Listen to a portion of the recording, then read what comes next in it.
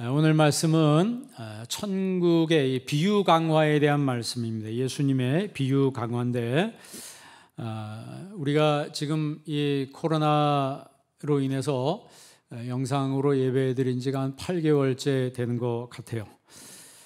어려운 시기를 지나고 있는데 그러면 이런 시기에 내 믿음을 어떻게 지탱할 수 있겠는가라고 했을 때 우리의 믿음을 견고하게 지탱하는 방법은 하나님 말씀을 지속적으로 듣는 것입니다.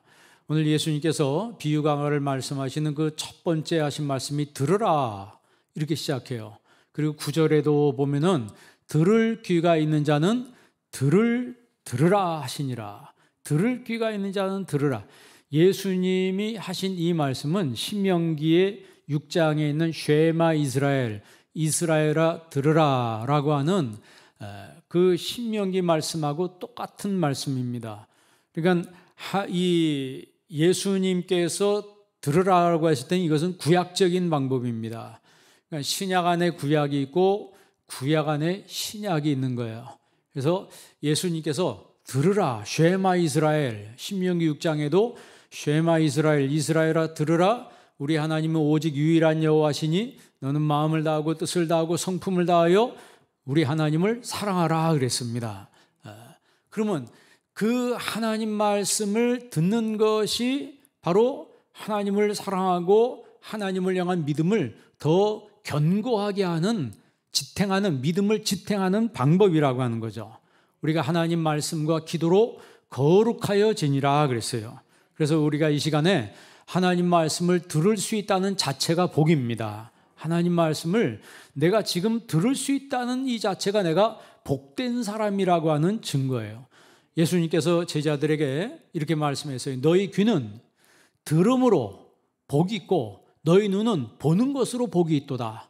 너희 선지자들이 옛날 선지자들이 너희 보는 것을 보고자 하여도 보지 못하였고 너희 지금 듣는 것을 듣고자 하여도 듣지 못하였느니라 그랬어요. 그러니까 선지자들은 약속만 받았지 한 번도 실체를 보지 못하고 듣지 못했는데 이제 예수님께서 메시아 예수님이 실체로 와서 제자들과 무리들에게 하나님의 말씀을 천국 말씀을 전해주니 그 말씀을 직접 보고 듣는 너희들은 복 있는 사람이다. 예수님께서 그렇게 말씀하신 거예요. 그토록 하나님 말씀을 직접 듣는다는 것이 얼마나 큰 복된 것인가라고 하는 것을 예수님께서 말씀하신 거죠. 여러분 구약의 시바 여왕이 솔로몬의 지혜의 말을 들으려고 황금을 싸들고 왔다고 그랬어요. 그때나 지금이나 지혜의 말을 들을 때는 비싼 값을 치러야 됩니다. 뭐 예전에 그 신문을 보니까 어떤 우리나라 코미디언이 한 번 강의를 하는데 1,500만 원 받았대요. 강의료가. 와, 그거 보고 제가 깜짝 놀랐습니다. 김뭐라든가 하는 그 코미디언이 그래서 제가 놀랐어요. 아니 코미디언이 강의 한 번 하는데 저렇게 많이 주냐? 그런데 대기업 회장이나 이런 분들도 튜터들을 두고 혼자 강의를 듣는다고 그러더라고요. 그러니까 그렇게 지불하는 강의가 굉장히 비싸다고 그래요. 그분들이 그런 강의를 계속해서 지속적으로 듣는다고 그래요. 그것은 전문가들에게서 미래의 지혜를 구하는 것이겠죠. 그런 것들이 구약에도 이 시바 여왕이 솔로몬의 그 지혜를 듣고자 성경에 보면 솔로몬의 지혜를 듣기 위하여 땅 끝에서부터 왔거니와 어디서부터? 땅 끝에서부터 솔로몬의 그 지혜의 말을 들으려고 보물을 싸들고 왔다는 거예요. 중요한 말씀은 그게 아니고 지금부터 중요한 거예요. 그러면서 예수님이 하신 말씀이 솔로몬보다 더 큰 이가 여기 있느니라 그랬어요. 솔로몬보다 더 큰 이가 여기 있다. 그러니까 시바 여왕이 솔로몬의 그 말을 몇 마디 말을 들으려고 황금을 싸들고 왔는데 그 황금을 주면서까지 듣는 그 말씀보다 더 크고 더 귀하고 더 복된 말이 여기 있다는 거죠. 그게 바로 예수님의 말씀이라고 하는 겁니다. 솔로몬보다 더 큰 예수님의 말씀을 듣는 여러분들은 복 있는 사람입니다. 그랬더니 예수님이 그 이야기를 듣고 막 탐복을 해가지고 당신을 뵌 태와 당신을 먹인 젖이 복이 있습니다. 그랬더니 예수님께서 그 말씀을 듣고 뭐라고 얘기했냐면 그게 복이 있는 게 아니고 하나님 말씀을 듣고 지키는 자가 복이 있느니라 그랬어요. 그러면 하나님 말씀을 듣고 지키는 자가 복이 있다는 것은 결국 어떤 얘기예요? 오늘 말씀 보면 결실하는 사람이 복이 있다는 거죠. 어떤 사람이 결실해? 하나님 말씀을 듣고 지키는 사람이 결실하게 된다는 거예요. 몇 배로요? 30배로, 60배로, 100배로 결실하게 된다는 것이죠. 이렇게 볼 때 오늘 예수님의 이 복음의 말씀을 여러분들이 이 아침에 듣는다는 것은 여러분이 복된 사람이라고 하는 증거입니다. 한번 따라해 보실래요? 나는 복된 사람입니다. 우리 기독교인들은 복이라고 하는 것을 세상에 있는 땅에서 소득으로 얻는 그것을 복이라고 먼저 말하는 것이 아니고 그건 복 중에 하나예요. 진짜 복이라고 하는 것은 내 하나님 앞에 나와 내가 하나님을 예배하고 하나님 말씀을 듣는 것이 바로 복이라고 하는 거죠. 그래서 요한계시록 1장 3절에 뭐라고 얘기했어요? 이 예언의 말씀을 읽는 자들과 듣는 자들과 그 가운데 기록된 대로 지키는 자에게 복이 있다 그랬습니다. 자, 오늘 4장 2절 한번 읽어볼래요? 마가복음 4장 2절 다 같이 읽습니다. 이에 예수께서 여러 가지 비유로 가르치시니 그 가르치시는 중에 그들에게 이르시되 아멘. 자, 예수님께서 여러 가지 비유를 가르쳤다 그랬어요. 이 비유란 말을 파라볼레라고 그래요. 이 파라볼레란 말은 파라와 발로란 말의 합성어입니다. 이 파라란 말은 곁에, beside, 곁에란 말이고 이 발로란 말은 through, 던진다는 그런 뜻이에요. 그러니까 곁으로 던진다는 거예요.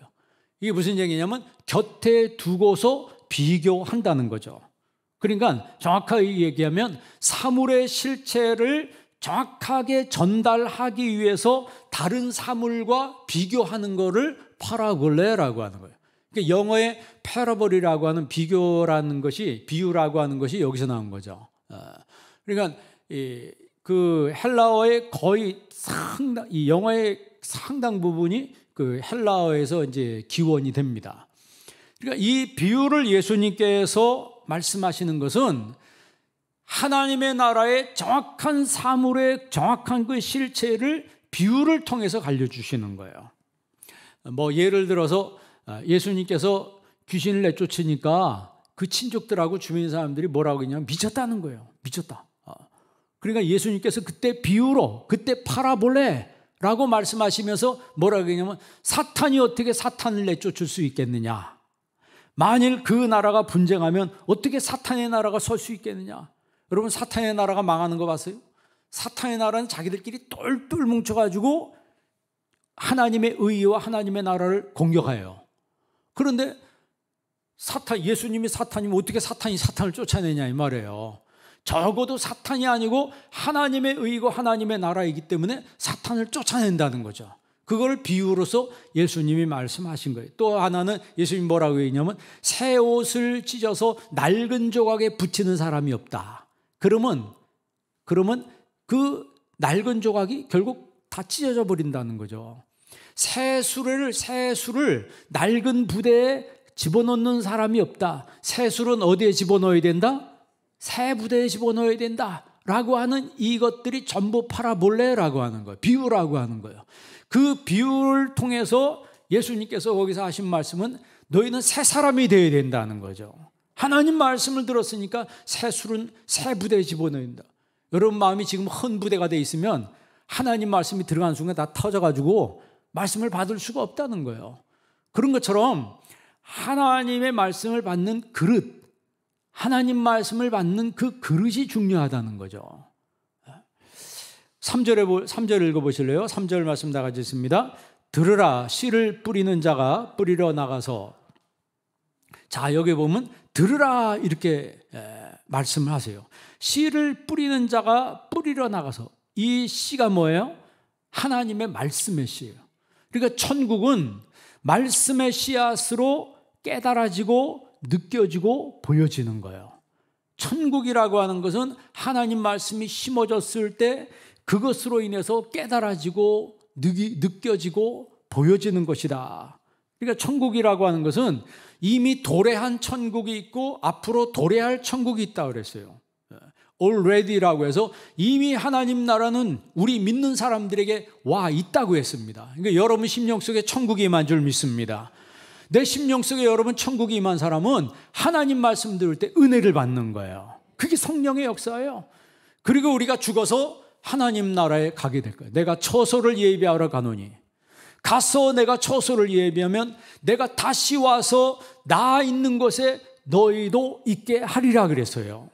그러니까 그것은 not yet이라고 해요. 아직 이루어지지 않은 하나님의 나라, 이미 도래한 하나님의 나라와 아직 도래하지 않은 하나님의 나라가 있다는 거예요. 중요한 것은 지금 우리가 하나님 나라를 온전히 내 심령 속에 모실 때 천국도 갈 수 있다는 거죠.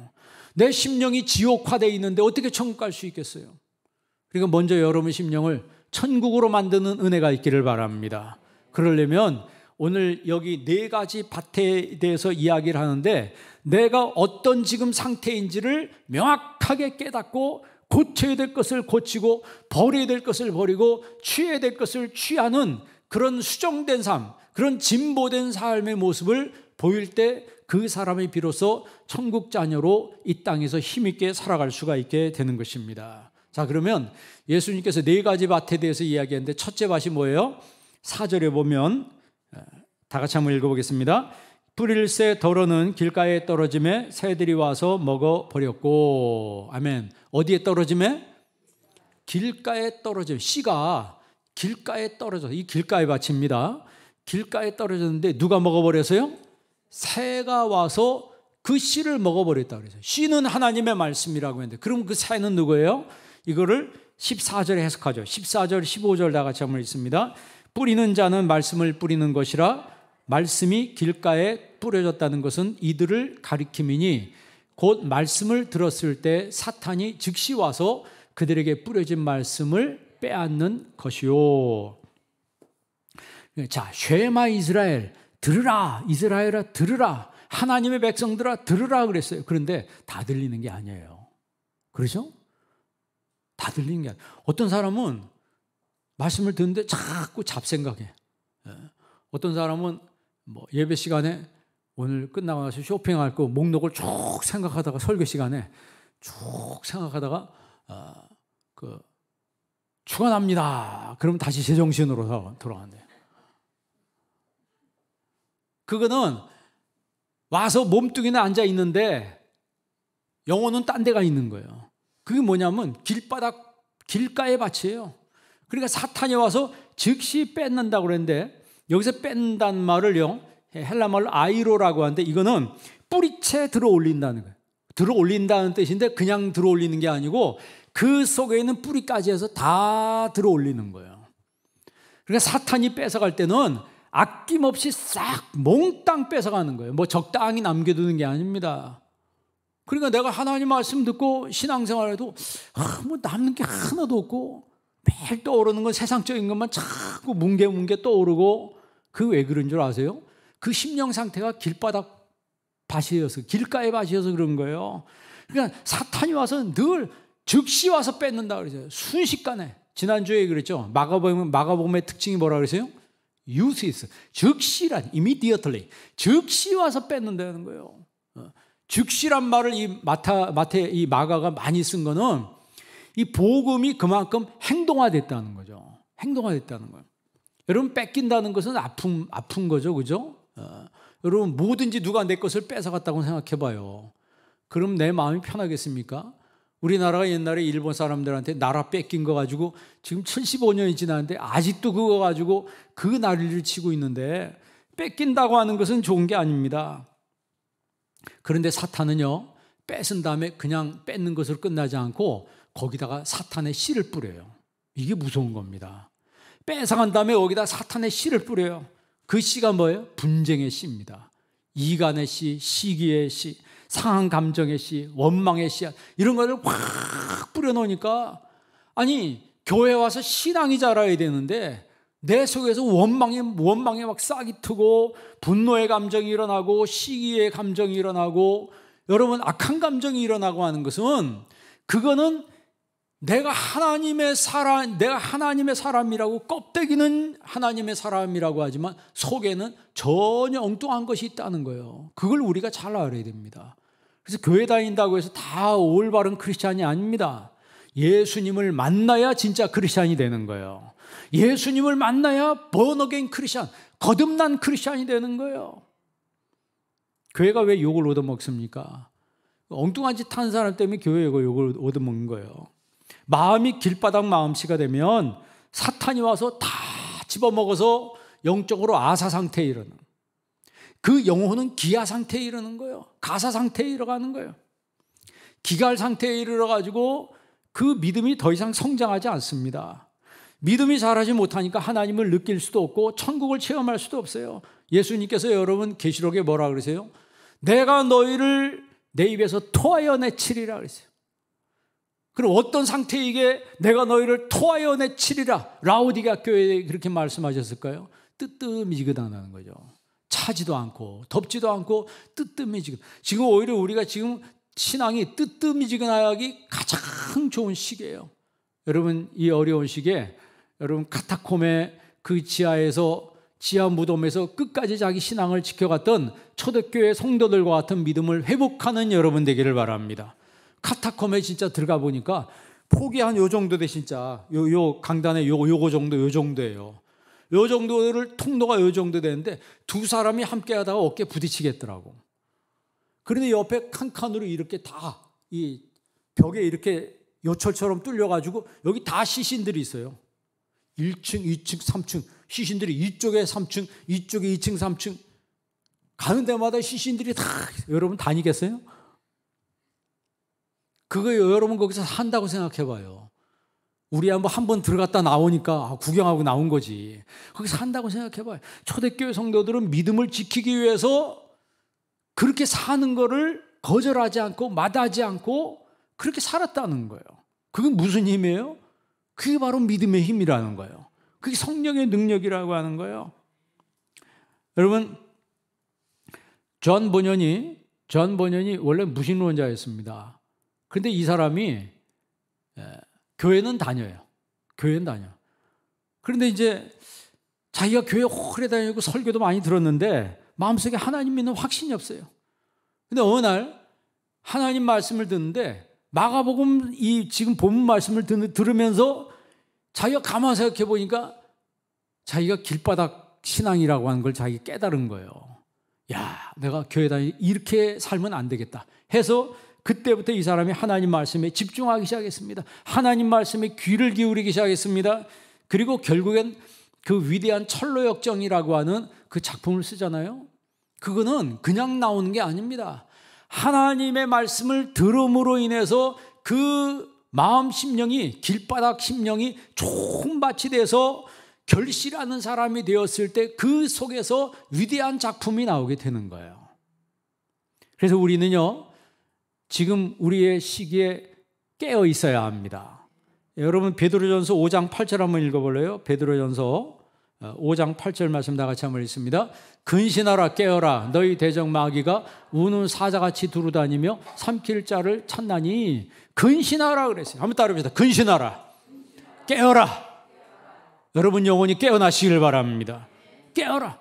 왜 깨어야 되고 왜 근신해야 돼요?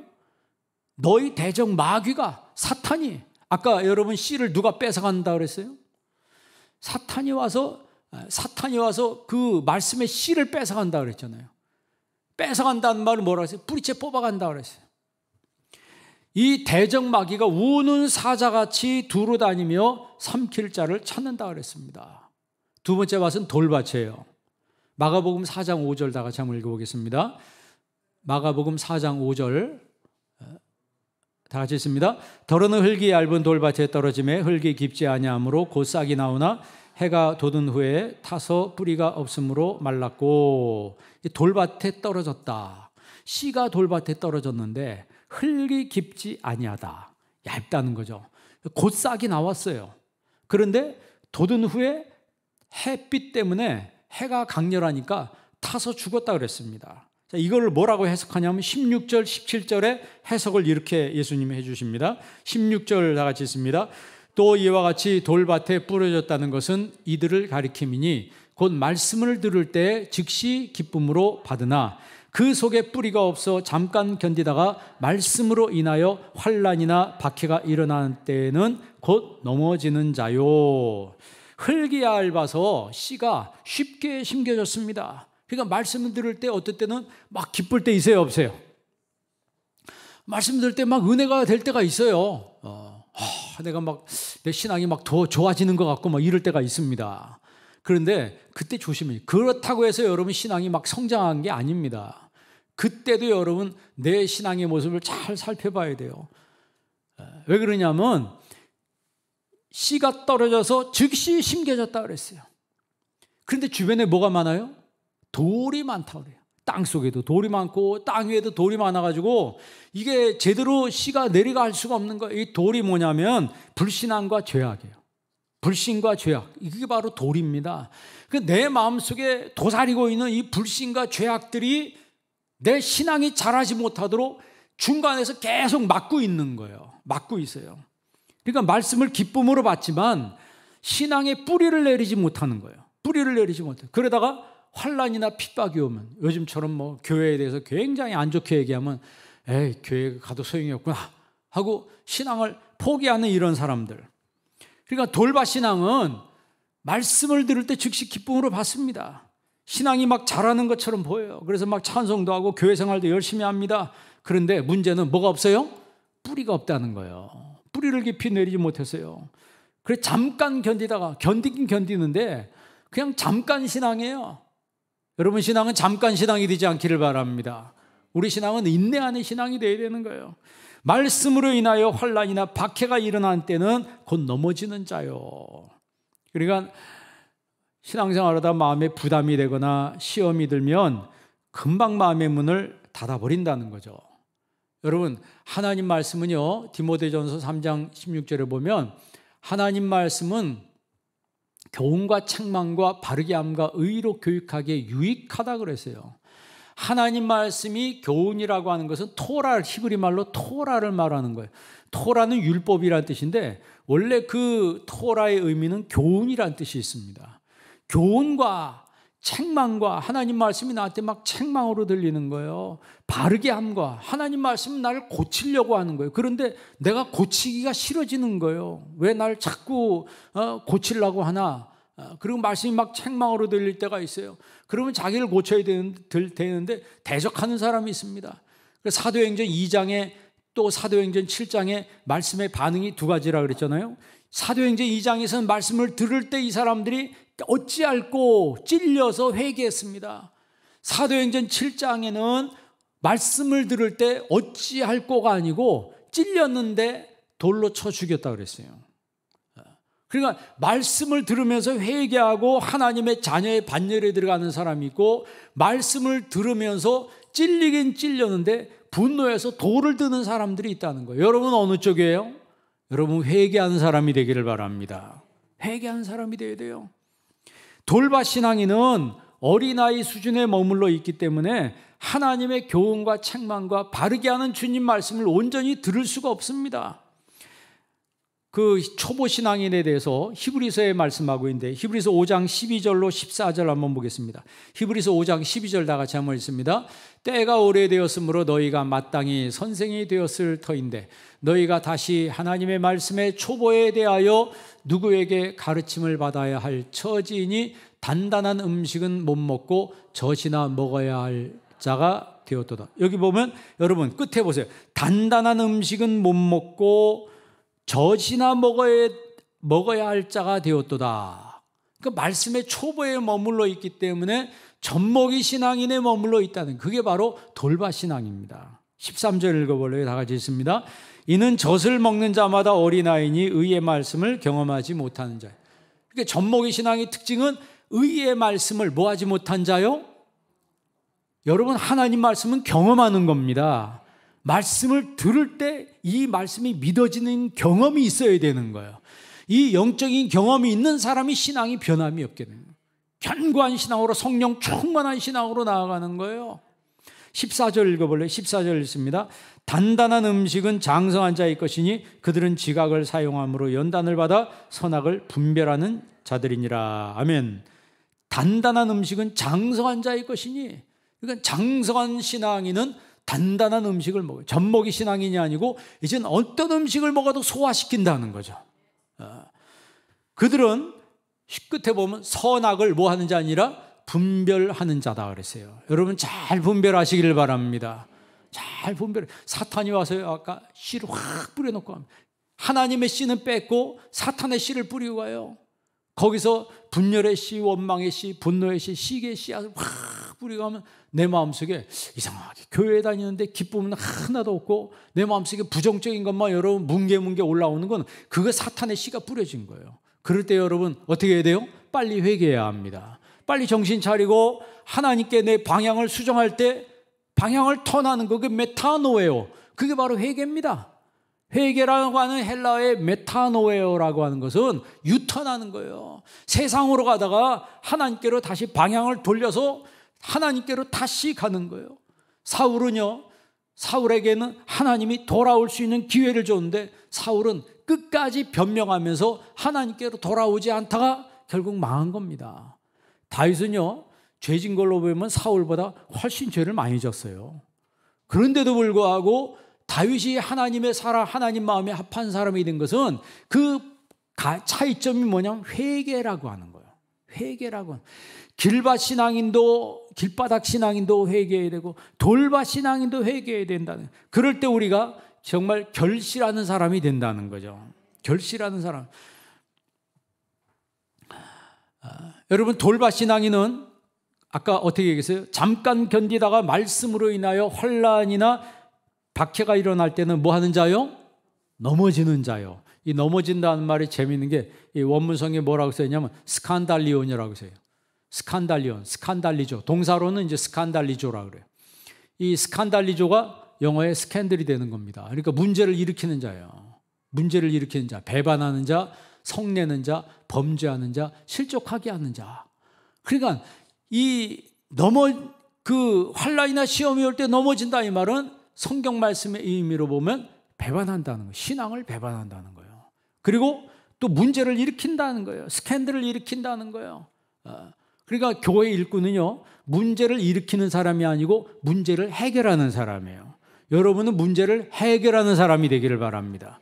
문제를 해결하는 사람이지 문제를 일으키는 사람, 그거는 하나님께 속한 사람이 아니에요. 그러니까 말씀을 들어도 우리가 적당히 세상과 버무려가면서 적절하게 한 발은 세상에 놓고 한 발은 교회에다 놓고 양쪽을 오가면서 넘나들면서 신앙생활하는 건 신앙이 아니에요. 우리가 세상에 살지만 구별된 모습으로 살아야 된다 그랬어요. 구별된 모습으로 살아야 된다 그랬어요. 그러기 위해서 우리가 영적 전쟁에서 이겨내야 된다는 거죠.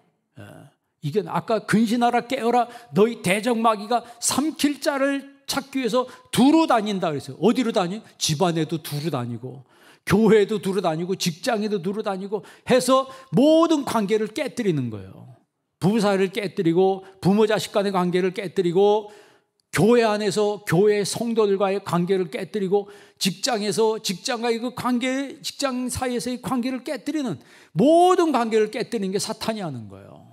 그리고 우리 믿는 사람들은 잘 아까 말씀대로 뭘 해야 된다? 분별해야 되는 거예요. 잘 분별해야 된다. 돌밭 신앙인은 어떻게 보면 이 이중적인 모습에서 벗어나지 못했다 이렇게 보면 되는 거예요. 그러니까 금방 뜨거웠다가 또 금방 식어버릴 수 있어요. 그게 돌밭 신앙이에요. 세 번째는 가시밭입니다. 7절 한번 읽어볼래요? 마가복음 4장 7절 다 같이 한번 읽습니다. 더러는 가시떨기에 떨어짐에 가시가 자라 기운을 마감으로 결실하지 못하였고, 이것을 뭐라고 해석하냐면 예수님께서 18절 19절에 해석하죠. 마가복음 4장 18절 19절 다 같이 있습니다. 또 어떤 이는 가시떨기에 뿌려진 자니 이들은 말씀을 듣기는 하되 세상의 염려와 재물의 유혹과 기타 욕심이 들어와 말씀을 막아 결실하지 못하게 되는 자요. 아멘. 자, 가시떨기, 가시덤불 신앙은 뭐냐면 말씀을 듣기는 하되, 듣는다는 거예요. 전제를 이렇게 했어요. 듣기는 듣는데 두 가지가 그를 막아버려요. 신앙을 막아버려요. 첫째는 뭐예요? 세상의 염려. 두 번째는 재물의 유혹. 그리고 기타 욕심. 이런 것들이 여러분 19절 끝에 보니까 말씀을 막아 결실하지 못하게 한다. 여러분 신앙의 삶 속에 여러분 신앙을 막는 게 있나요? 여러분 신앙을 막는 요소가 있나요? 그 어떤 것이든지. 오늘 성경에는 그거를 조목조목 이야기하고 있어요. 첫째는 세상의 염려라는 거예요. 염려라고 하는 걸 메림나오라고 그러죠. 메림나. 명사로는 메림나라고 하는데 동사는 메림나오라고 그래요. 마음의 갈라짐, 마음의 분열. 그러니까 염려라고 하는 것은 마음이 갈라지는 거예요. 마음이 갈라지니까 여러분 어떻게 하나가 될 수 있겠어요? 마음이 갈라지면 일단 평안이 사라지는 거예요. 그런 의미에서 볼 때 여러분 모든 염려를 다 주께 맡기시기 바랍니다. 여러분 빌립보서에 그랬잖아요. 오직 기도와 간구로 너희 구할 것을 감사함으로 하나님께 구하라. 그럼 모든 지각에 뛰어난 하나님의 평강이 너희 마음과 생각을 지키실 것이다 그랬어요. 아무것도 뭐 하지 말라? 염려. 여러분 염려하지 마세요. 한낱 괴로움은 그날의 족하니라 그랬어요. 한낱 괴로움. 막 괴로워요. 내일 무슨 일이 있어. 근데 오늘부터 막 그냥 잠도 안 하고 뭐 근심해. 근데 하나님은요, 염려하지 말라는 거예요. 너 염려를 다 하나님께 맡기라는 거예요. 염려가 돼도 한날 괴로움은 그날에 족하다는 거예요. 그 말은 모든 걸 다 하나님께 맡기라는 겁니다. 여러분 인생과 여러분 자녀들과 여러분 직장과 사업과 여러분 삶의 모든 것들을 다 하나님께 맡기시기 바랍니다. 다 하나님께 맡기세요. 여기서 말씀이 막힌다는 말은 질식한다는 거예요. 여러분 우리 목을 딱 막아버리고 5분만 막아버리면 어떻게 되는 거예요? 질식사합니다. 죽는 거예요. 그러니까 말씀이 막힌다는 말은 숨을 쉬지 못하는 말하고 똑같은 거예요.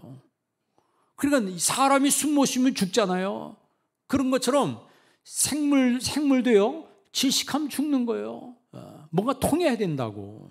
말씀이 막혀 결실하지 못하는 자를. 그래서 여러분 우리가 살아갈 때 정말 내 삶의 모든 염려, 근심이 있으면 다 하나님께 맡기시기 바랍니다. 다 맡겨야 되는 거예요. 그리고 두 번째가 재물의 유혹이라고 했어요. 재물의 유혹. 이게 돈의 유혹이라고 하는 거예요. 모세는 그리스도를 위해서 받는 능력을 애굽의 모든 재물보다 더 크게 여겼다. 더 큰 보물로 여겼다 그랬어요. 그러니까 하나님의 영광 위해서 사는 것을 애굽의 왕자로서 누리는 그런 특권보다 더 크게 여겼다라고 하는 것은 모세의 삶 속에 이미 하나님 나라가 들어왔기 때문에 그렇다는 거죠. 제가 늘 여러 번 얘기하지만 돈이라고 하는 것은 중요해 안 중요해요? 중요하죠.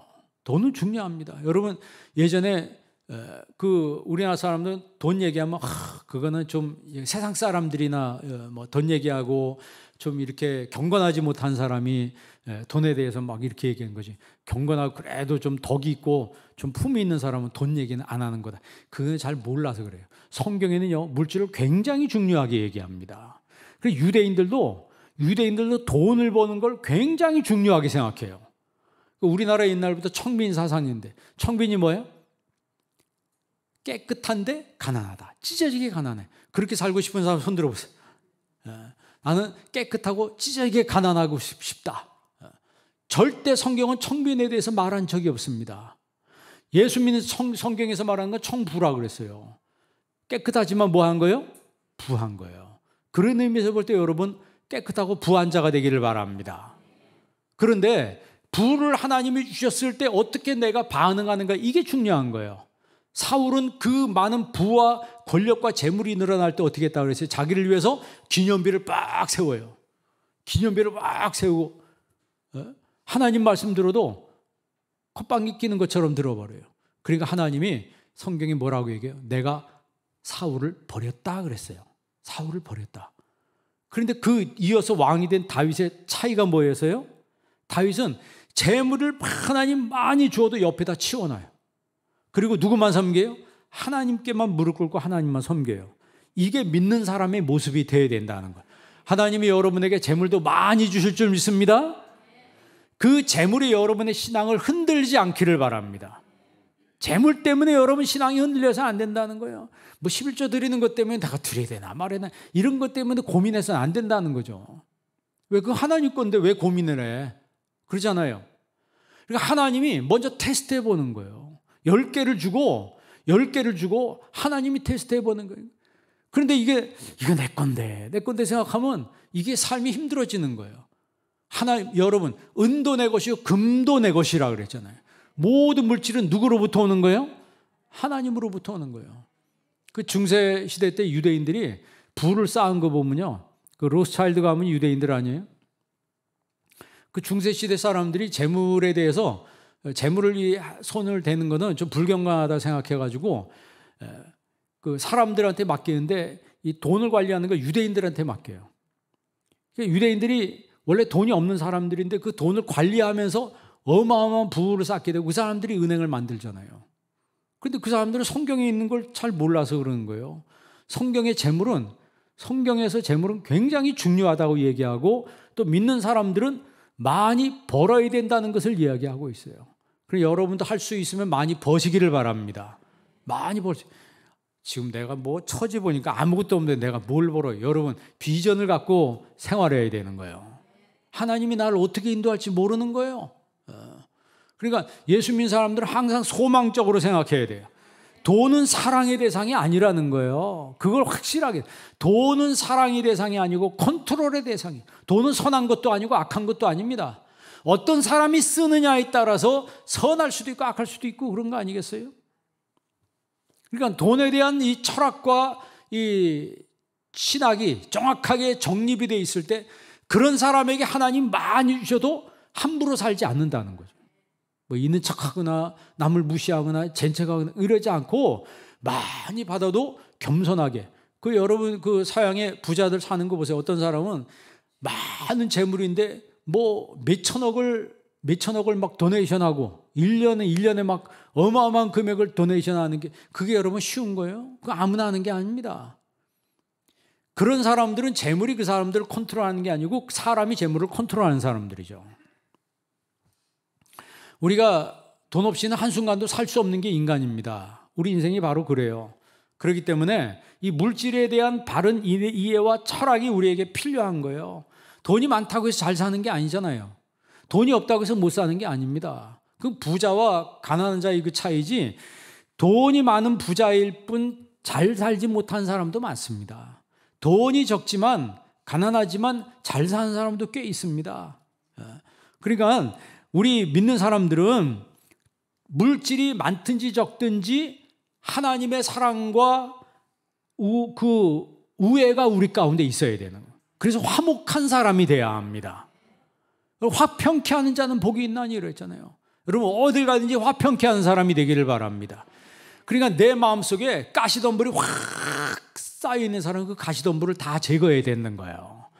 가시덤불을 제거할 때 비로소 좋은 밭이 되는 거겠죠. 그러니까 하나님은 사람이 하나님을 사랑하고 그분의 사랑을 받을 때 최고의 만족을 얻도록 그렇게 인간을 설계하셨어요.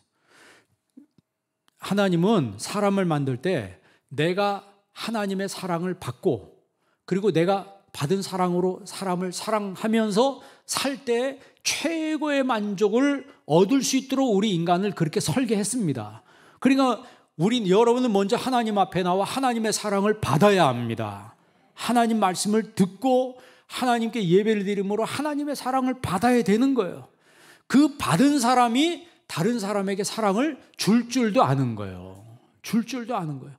그 북한에서 내려온 사람들 이야기를 들어보면 너무 다 공통점이 뭐냐면 배고파서 왔다 그러더라고요. 제가 얘기했잖아요. 탈북자들 그 영상을 많이 봤다. 95%가 다 배고파서 왔대요. 배고파서. 그런데 남한에 와 보니까 자꾸 주더라는 거예요. 하다못해 슈퍼에 가서도 뭘 자꾸 주대요. 먹을 거를 미리 주잖아요. 왜? 먼저 맛보라고. 그걸 이해를 못 한다는 거예요. 북한에는 나 옆집 가다가 맛있는 냄새가 나면 그렇게 부럽다는 거예요. 저 집은 뭘 하게 저렇게 맛있는 냄새가 나나. 그리고 남을 주는 적이 없대요. 저녁에 그 남의 집에 찾아가는 건 신뢰래요. 왜냐하면 그 집 뭐 간신히 먹을 것 같고 있는데 식사 시간에 찾아가면 그걸 또 나눠야 되니까 그게 우리나라 말로 민폐라는 거예요.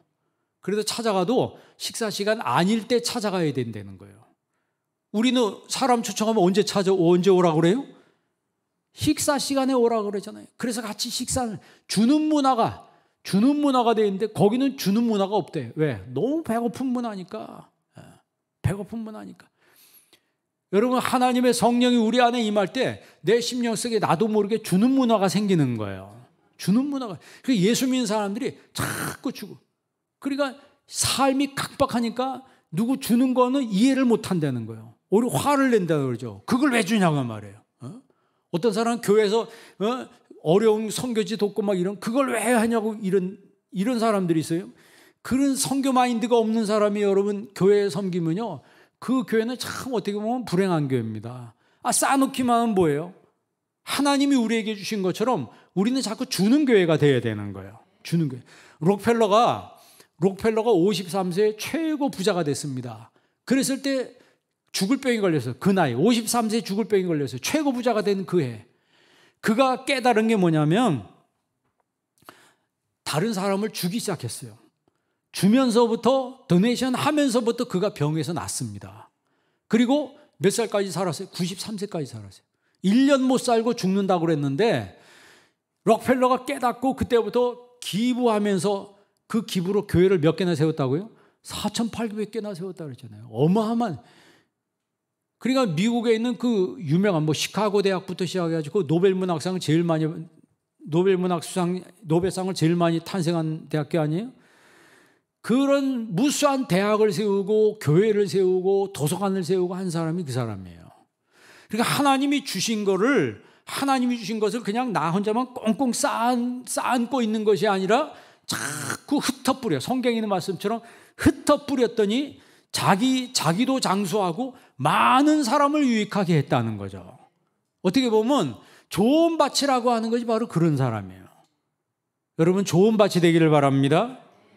8절 한번 읽어보세요. 4장 8절 다 같이 한번 읽습니다. 더러는 좋은 땅에 떨어짐에 자라 무성하여 결실하였으니 30배나 60배나 100배가 되었느니라 하시고, 이 좋은 땅에 떨어졌다 그랬어요. 이 좋은 땅이 바로 우리 사람의 마음 상태를 말하는 거예요. 20절 말씀 이렇게 해석하죠. 20절 다 같이 있습니다. 좋은 땅에 뿌려졌다는 것은 곧 말씀을 듣고 받아 30배나 60배나 100배의 결실을 하는 자니라. 그러니까 이 네 가지 밭이 있는데 결실한 것은 좋은 밭만 결실을 한 거예요. 몇 배요? 30배, 60배, 100배. 여러분도 이렇게 결실할 수 있기를 바랍니다. 그러면 아무나 이렇게 결실해요? 여기 보세요. 20절 다시 한번 보세요. 중간에 보니까 곧 좋은 땅에 뿌려있다는 것은 곧 말씀을 듣고, 아까 들으라 그랬잖아요. 말씀을 듣고 뭐하여? 받아. 하나님 말씀은 받는 겁니다. 귀로만 듣는 사람은 말씀 듣고 판단할 수 있지만 하나님 말씀을 듣고 받는 사람이 30배, 60배, 100배의 결실을 맺어요. 자, 똑같은 말씀이 누가복음 8장 15절에도 있어요. 한번 읽어보세요. 누가복음 8장 15절 있습니다. 좋은 땅에 있다는 것은 착하고 좋은 마음으로 말씀을 듣고 지키어 인내로 결실하는 자니라. 아멘. 말씀의 씨가 좋은 땅에 떨어진 것은 착하고 좋은 마음으로 말씀을 들었다는 거예요. 그러니까 먼저 우리 한비 성도들은 착한 성도님 되기를 바랍니다. 좋은 마음으로 말씀을 듣기를 바랍니다. 여러분, 하나님 말씀을 들을 때 좋은 마음으로 듣는 사람에게 성령이 역사하는 거예요. 그런 사람들이 인내로 결실하는 자니라 그랬어요. 여러분, 그 30배, 60배, 100배 마태복음에는 60배, 60배, 30배, 100배, 100배, 60배, 30배. 자꾸 헷갈려. 거꾸로 얘기했는데 마가복음은 30배, 60배, 100배 순서대로 얘기했어요. 마태복음에 거꾸로 얘기하고, 누가복음에서는 그냥 한 번에 인내로 결실한다 그랬어요. 그러니까 30배, 60배, 100배, 100배, 60배, 30배든지 그 몇 배든지 간에 그 결실할 때는 인내할 때 결실한다는 거예요. 그러니까 여러분 잘 인내하시기를 바랍니다. 사탄은요, 인내하지 못하게 하는 거예요. 인내하지 못하게 해서 내 신앙을 망가뜨리는 거예요. 그러면 좋은 밭에 떨어 있다는 것은 말씀을 잘 듣고 좋은 말씀으로 듣고 깨달아서 그 말씀대로 지키는 사람을 말하는 거예요. 그런 사람이 결실을 한다. 그래서 우리 한비 성도님들은 하나님 말씀을 잘 듣고 인내로 결실하는 성도가 되길 주의 이름으로 축원합니다. 기도하겠습니다. 하나님 아버지, 오늘 이 시간에 저희들에게 하나님 말씀을 주셨습니다. 내가 내 마음에 내 영혼의 상태가 어떤 상태인지 잘 깨닫게 하여 주옵시고, 우리 길바닥 같은 마음을 기경하게 하여 주옵시고, 우리 마음속에 있는 죄악의 돌을 다 치우게 하여 주옵시고, 세상 염려와 재래 유혹에 하나님 가시덤불을 다 걷어내게 하여 주옵시고, 하나님 안에서 좋은 밭이 되어 30배, 60배, 100배 결실하는 믿음의 사람, 결실하는 성도들이 되게 하여 주시옵소서. 예수님의 이름으로 기도합니다. 아멘.